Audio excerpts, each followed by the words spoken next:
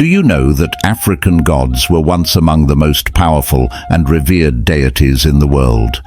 Africans held their culture and faith in the highest esteem, drawing strength, identity, and unity from their deep spiritual beliefs.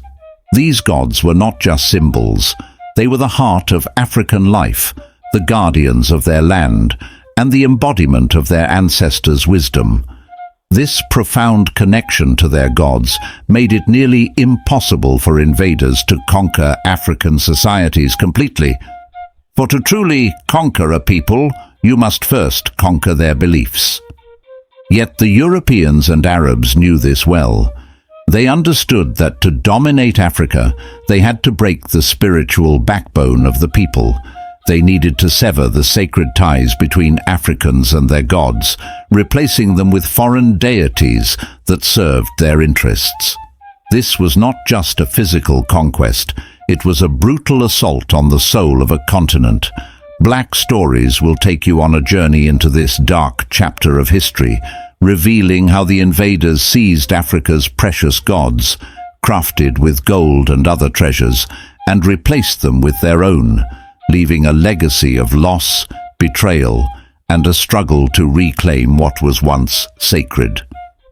Turning our attention to the map of Africa, one can observe how the earliest invaders strategically chose their settlements to maximize their control over trade routes and maintain easy contact with their homelands and other nations.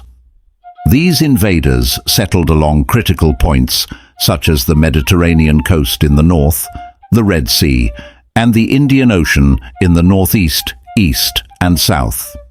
By doing so, they effectively isolated Black Africa from the rest of the world, cutting off the continent from potential allies and creating strongholds from which they could exert their influence.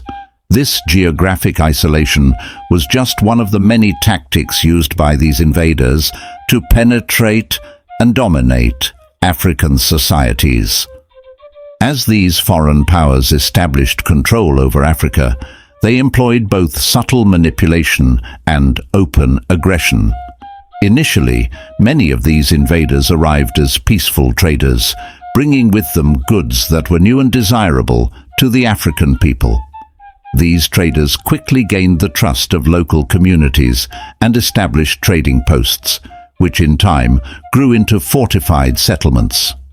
As more settlers arrived, they organized armed forces to protect their interests and expand their influence. At first, the Africans welcomed these traders, appreciating the novel goods and opportunities they brought.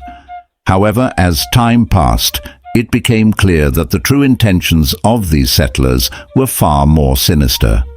The invaders didn't rely solely on economic means to assert their dominance.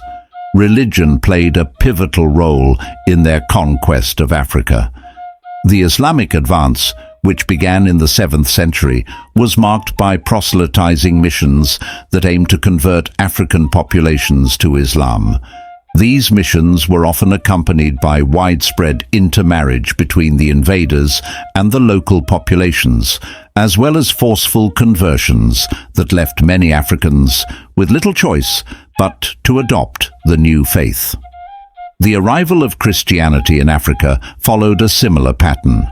Christian missionaries, under the guise of spreading their religion, sought to impose Western values and systems upon African societies.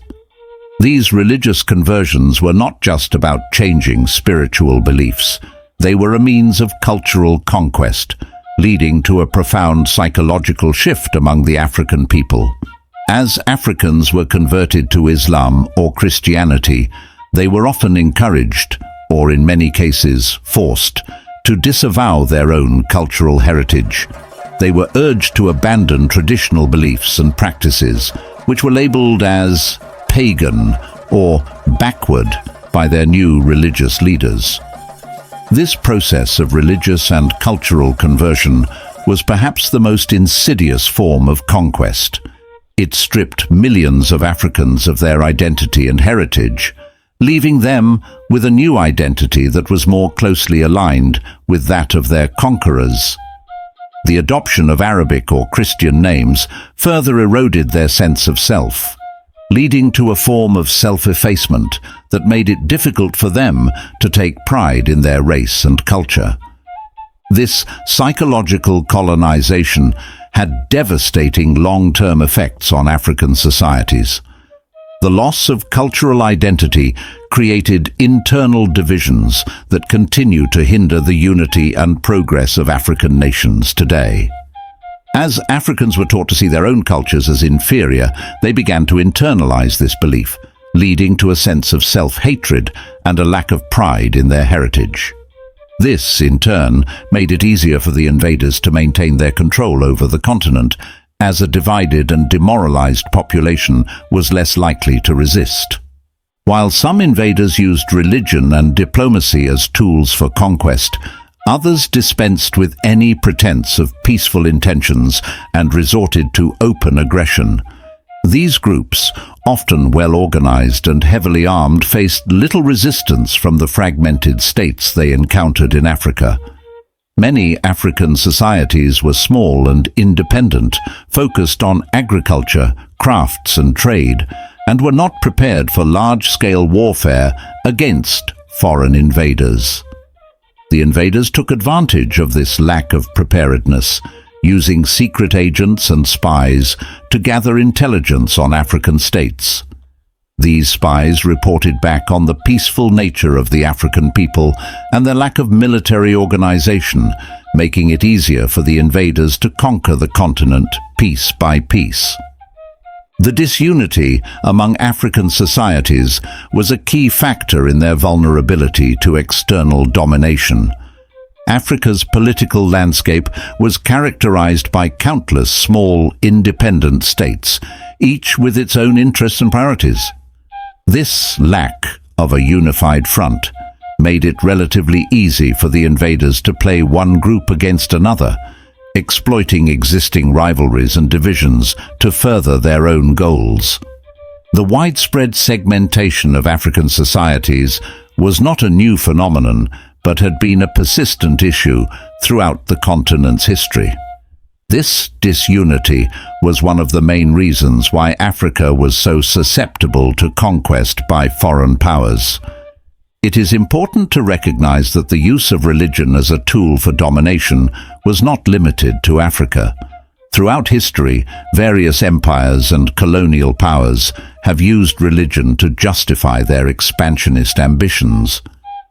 However, the impact of religious conquest in Africa was particularly profound, due to the deep cultural and spiritual connections that African societies had with their traditional beliefs. The forced adoption of foreign religions disrupted these connections, leading to a loss of cultural continuity and a weakening of social cohesion. The strategic settlements of the Europeans and Arabs in Africa were not coincidental, but rather calculated moves to control key trade routes and maintain easy access to their homelands. By settling along the Mediterranean, the Red Sea, and the Indian Ocean, these invaders effectively isolated Black Africa, making it difficult for the continent to maintain contact with the outside world. This geographic isolation played a significant role in the successful domination of Africa, as it prevented the African people from seeking external assistance or forming alliances that could have helped them resist the invaders. The invaders also used economic strategies to further their dominance. By introducing new goods and establishing trade relations with African societies, they were able to gain the trust and cooperation of the local people. These trading posts eventually grew into fortified settlements, where the invaders could protect their interests and expand their influence. The Africans, initially welcoming these foreign traders, soon grew apprehensive as they realized that the invaders were not just interested in trade, but in controlling their land and resources. Religion was another powerful tool used by the Europeans and Arabs to dominate Africa. The Islamic advance into Africa was marked by the spread of Islam through proselytizing missions, intermarriage, and forceful conversions.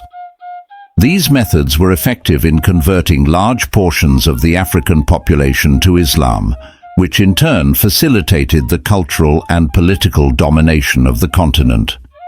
Similarly, the arrival of Christianity in Africa was accompanied by missionaries who sought to convert Africans to Christianity and impose Western values and systems upon them. These religious conversions were not just about changing spiritual beliefs, but were part of a broader strategy of cultural conquest. The process of religious conversion had a profound psychological impact on the African people. As they were converted to Islam or Christianity, they were encouraged, or in many cases forced, to abandon their traditional beliefs and practices. This cultural and religious conversion was perhaps the most insidious form of conquest, as it stripped millions of Africans of their identity and heritage. They were redefined as non-Africans, with their traditional beliefs and practices labeled as pagan and backward. The adoption of Arabic and Christian names further eroded their sense of self, leading to a form of self-effacement that promoted self-hatred and made pride in the race difficult to maintain. The long-lasting effects of this psychological colonization are still evident in African societies today.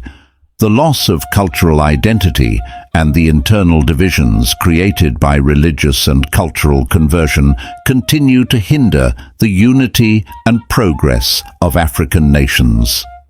The disunity among African societies, which was a key factor in their vulnerability to external domination, has persisted throughout the continent's history. This disunity has made it difficult for African nations to come together and resist the continued exploitation and oppression by external powers. The invaders also used more overt forms of aggression to establish their dominance over Africa. Some invaders dispensed with any pretense of diplomacy or religious conversion and came in with open aggression. These groups faced little resistance, as they were often met by small, fragmented states that were ill-prepared for war against well-organized, well-armed invaders. The use of secret agents and spies to gather intelligence on these African states further facilitated their conquest. Reports sent back to the invaders often highlighted the peaceful nature of the African people, their focus on agriculture, crafts and trade, and their lack of preparation for large-scale warfare. The fragmented political landscape of Africa, characterized by countless small, independent states, made it relatively easy for the invaders to conquer the continent piece by piece.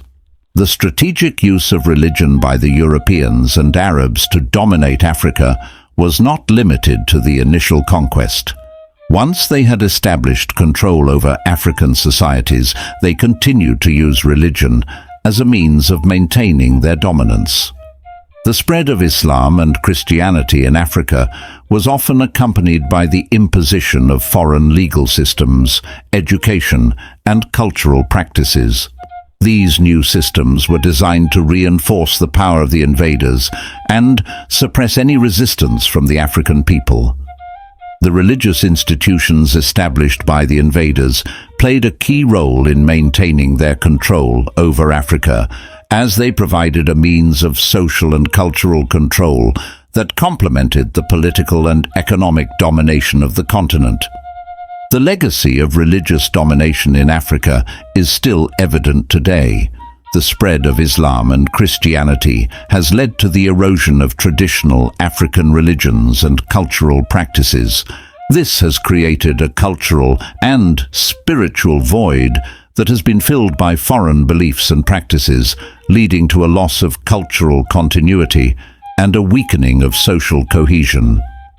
The religious and cultural divisions created by the spread of Islam and Christianity have also contributed to the ongoing conflicts and tensions in many African societies. The Europeans and Arabs employed a cunning and calculated strategy to weaken the spiritual foundations of African societies, a key aspect of their broader conquest. Understanding that religion and spirituality were at the core of African identity and community life, they set out to undermine this by attacking the legitimacy of African gods.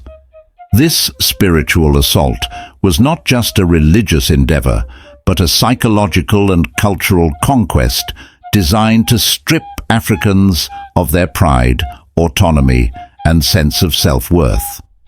At the time, many African societies revered gods that were represented in physical forms, often crafted from precious materials like gold, ivory, and other valuable resources. These gods were not only religious symbols, but also reflections of the wealth, power, and craftsmanship of African civilizations.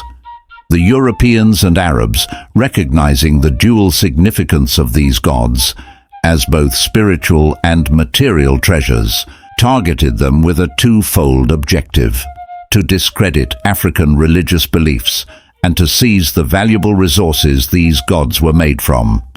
The invaders began by spreading the notion that African gods were evil, malevolent forces that brought misfortune rather than blessings. This idea was a direct challenge to the long-held beliefs of African communities, where these gods were seen as protectors and providers, central to the well-being of the people. By casting these deities in a negative light, the Europeans and Arabs sought to create doubt and fear among the African populace. They preached that the African gods were responsible for the hardships faced by the people, and that only by abandoning these evil gods could they find salvation and prosperity. To further this narrative, the invaders introduced their own gods, Christianity's God and Islam's Allah, as superior beings who promised peace, prosperity, and eternal life. They claimed that the African gods, despite being crafted from gold and other precious materials, were powerless and false, mere idols that could do nothing for their worshippers. In contrast, they presented their own gods as omnipotent and benevolent, capable of delivering not only spiritual salvation, but also material blessings. Faced with these powerful and persuasive arguments, many Africans began to question their traditional beliefs. The combination of fear, coercion, and the promise of new benevolent gods led some to surrender their old ways and adopt the religions of the invaders. However, this was not just a spiritual conversion. It was also an act of surrendering their material wealth. The Europeans and Arabs were quick to capitalize on this, convincing Africans to relinquish their gods, crafted from gold and other precious materials. The invaders promised that these gods would be destroyed, as they were symbols of evil and misfortune. However, this promise was a lie. Instead of destroying the African gods, the Europeans and Arabs seized them, recognizing their immense value. These gods, which had been the embodiment of African spiritual and cultural identity, were now reduced to mere trophies of conquest. The gold and other materials were melted down, repurposed, or taken back to Europe and the Middle East as spoils of war. This act of seizing African gods was not just a theft of material wealth, but also an act of profound cultural violence. By taking away these symbols of African spirituality, the invaders sought to erase the cultural memory of the people, to sever their connection to their past, and to impose a new identity upon them, one that was subservient to the foreign powers. In this way, the Europeans and Arabs succeeded in not only undermining the spiritual and cultural foundations of African societies, but also in enriching themselves at the expense of the people they conquered. The gold and other precious materials that had once been used to craft gods became part of the wealth of the invaders, while the African people were left with a legacy of loss and disempowerment. This strategy of discrediting African gods while seizing their material representations was a key part of the broader colonial project. It exemplified how religion was used as a tool of domination, not just in a spiritual sense, but in an economic and cultural sense as well. By convincing Africans to abandon their gods and adopt foreign religions, the invaders were able to weaken the resistance of the people, exploit their resources, and impose a new social and cultural order that served the interests of the colonial powers. In the end, this strategy had long-lasting effects on African societies. The loss of their gods and the imposition of foreign religions led to a profound disruption of African cultural continuity. The spiritual and cultural dislocation that resulted from this process is still felt today, as many African communities continue to grapple with the legacy of colonialism and the loss of their traditional beliefs and practices. The story of how the Europeans and Arabs used religion to dominate Africa is thus not just a tale of conquest, but also a lesson in the enduring power of cultural and spiritual identity. As we reflect on this painful chapter in history, it becomes clear that the path to true freedom lies in reclaiming our identity. It's time for Africans to embrace who they are, to honor their rich culture, and to revive the beliefs that once united us in strength and resilience. We must love one another and rise above the divisions of tribalism, for these fractures only weaken us and make us vulnerable to continued exploitation. Unity is our greatest weapon, and only through coming together can we break free from the lingering chains of foreign influence and bondage. However, this journey cannot be undertaken by ordinary Africans alone. Our leaders must play a crucial role in supporting this revival, guiding us with wisdom and courage as we work to rebuild the foundations of our identity.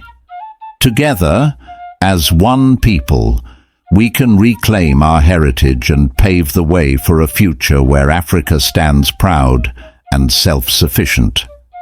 If you believe in this message, share your location in the comments and join us in this movement by subscribing to our channel. Let's come together to rewrite our story, one that honors our past and builds a stronger future for all Africans.